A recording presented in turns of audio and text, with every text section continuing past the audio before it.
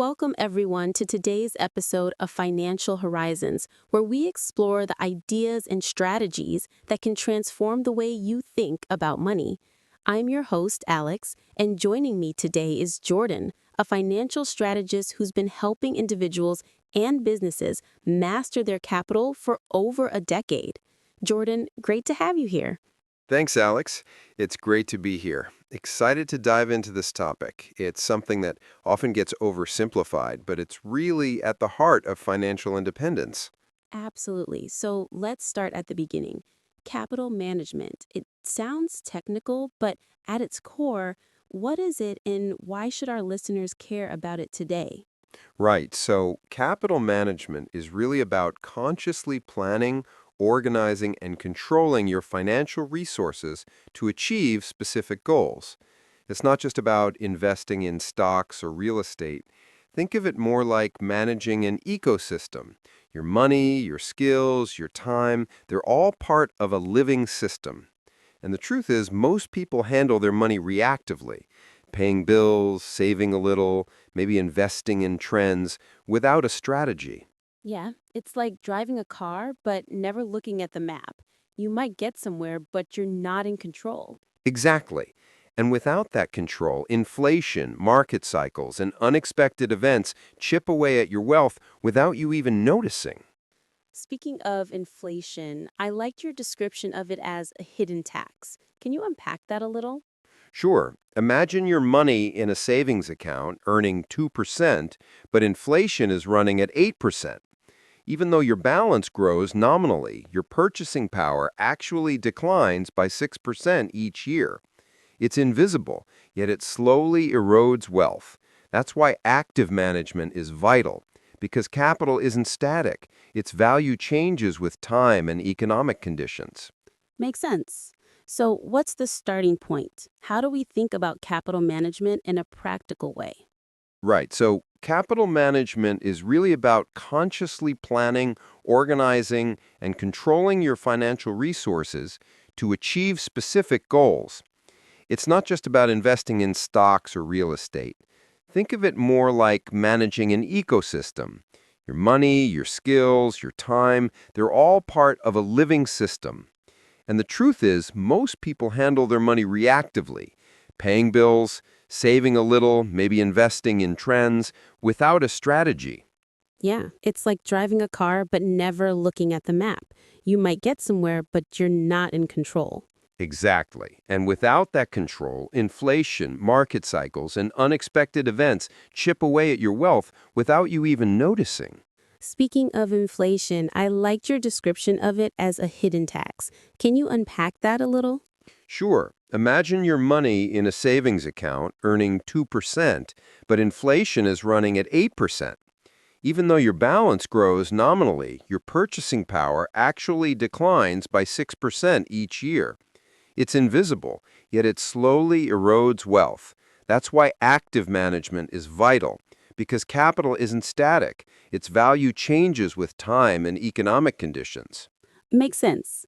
So, what's the starting point? How do we think about capital management in a practical way? It starts with understanding what capital really is.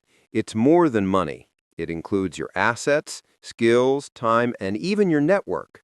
I like to use the analogy of a garden. Each plant represents a type of asset: stocks, bonds, real estate, or skills. Some plants need lots of sunlight, others thrive in shade. If you only plant roses, high growth assets, one frost, one recession could wipe everything out. Diversification, the golden rule of common sense, ensures the ecosystem survives and flourishes. I love that. So it's not just about returns, it's about resilience. Exactly. And diversification isn't just spreading money across stocks, it's across asset classes, geography, and currencies. That's how you manage non-systemic risks, the ones specific to a company or sector. Systemic risks, like a global pandemic, can't be avoided, but they can be mitigated by having safe haven assets, like cash or government bonds. That brings me to defensive strategies. Before growth, it seems like the priority is preservation. How do you approach this? Preservation is the foundation. You want to protect your wealth before seeking multiplication. For example, semi-annual portfolio rebalancing is key. Let's say your stocks grow faster than your bonds, now representing 60% of your portfolio when your target was 50%. Selling some stocks and buying bonds enforces discipline and removes emotion from decisions. Right, selling high, buying low, not always intuitive when emotions are involved. Absolutely. And liquidity is another critical factor. Think of it like water in a desert. You need a buffer of cash to survive emergencies without having to sell your best assets at a loss. Once preservation is in place, we move to offensive strategies. Could you break down how someone might approach growth? Growth is about maximizing returns within defined risk limits. Strategic asset allocation, or SAA, is the rudder here. It's about distributing your investments according to your age, goals, and risk tolerance. A 25-year-old might go 70% equities, 20% bonds, 10% alternatives, because they have decades to ride out volatility. Someone near retirement would take a more conservative approach. And compound interest plays a huge role here, right? Yes, compound interest is the jet engine of growth. It's exponential. Reinvesting every dividend, bond coupon, or rental income allows money to grow on itself. Most people underestimate how powerful this is over decades. A simple analogy: simple interest is a ladder, linear growth. Compound interest is a ramp, it accelerates over time. I think many overlook human and social capital in financial discussions. How does that tie in? Human capital, your skills, health, and education, is the source of all your financial capital. Investing in knowledge often yields higher returns than the stock market. Even allocating 5 to 10% of your budget to learning, mentorship, or networking is a long-term growth strategy. Social capital, your network, can provide information, opportunities, and crisis support that money alone can't buy. Treat it like an asset and invest time into it weekly. Interesting. So, capital management is both about money and people. Exactly. You can't fully succeed financially if your human and social capital is neglected. Let's touch on adaptability. Economic cycles shift, rates change, inflation rises. How should listeners adjust? Key is monitoring central bank decisions. Think of interest rates as the economy's thermostat. High rates cool spending, your portfolio should be more defensive. Low rates push investors toward growth, more offensive. Inflation requires a careful calculation of the required rate of return, otherwise purchasing power erodes. It sounds like a constant balancing act.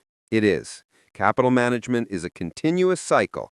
Define objectives, measure assets, allocate strategically, implement, review, and rebalance. And discipline is everything. Emotional reactions, buying when euphoric, selling when fearful, destroy wealth. Before we wrap up, let's give listeners some actionable takeaways. What are the top 3 things someone should do starting today? First, ensure liquidity, have a 3 to 6 month cash buffer. Second, diversify across assets, geography, and currencies. Third, invest in yourself, skills, knowledge, and network. Bonus tip, set up automatic investments to remove emotion from timing decisions. Perfect. And the mindset piece, treat your capital like an ecosystem that needs care, discipline, and patience. Exactly. Over time, these habits compound into real financial independence. Knowledge, discipline, and adaptability create resilience, while human and social capital amplify growth. Jordan, this has been enlightening. Thank you for sharing your insights and making capital management feel both accessible and strategic. My pleasure, Alex. I hope listeners walk away with not just ideas, but actionable steps to take control of their financial future. And to everyone tuning in, remember capital isn't just numbers. It's your life, your choices, your ecosystem. Take care of it. Thanks for joining us today on Financial Horizons. Until next time.